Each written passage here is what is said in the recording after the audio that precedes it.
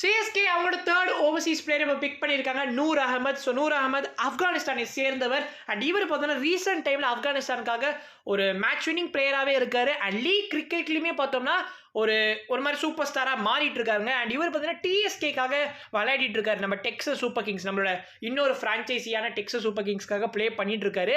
அதனாலையுமே CSK இந்த பிக்கை எடுத்திருப்பாங்கன்னு எனக்கு தோணுது. அண்ட் ஃபிளெமிங்க்குமே ரொம்ப க்ளோஸாக இருக்கிறதுனால கண்டிப்பாக அவர் வந்து எடுத்திருப்பாரு. பட் 10 crores வந்து வர்த்தான்னு கேட்டிங்கன்னா அது கைண்ட் ஆஃப் மிக்ஸ்டு ஃபீலிங்ஸ் தான் எனக்கு. சில பேர் பார்த்தீங்கன்னா என்ன சொல்கிறாங்கன்னா, எஸ் இந்த மாதிரி ஒரு குவாலிட்டியில் வந்து இந்த ஸ்பின்னர் உங்களுக்கு 10 crores கிடைக்கிறது வந்து ஒரு பெரிய பெரிய விஷயம். ஆனால் இங்கே மேட்டரே என்னன்னா, நம்ம ஆல்ரெடி நிறைய ஸ்பின்னர்ஸ் வச்சிருக்கோம் கைஸ். அதுதான் விஷயமே.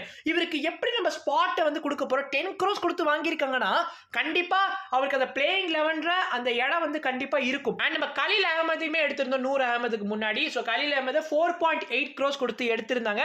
And that was also good move. ஏன்னா நெக்ஸ்ட் வந்து நட்ராஜன் கிட்டத்தட்ட 10 கோடிக்கு மேல போயிருந்தாரு. சோ கண்டிப்பா சிஎஸ்கேவால அவரை எடுத்திருக்க முடியாது.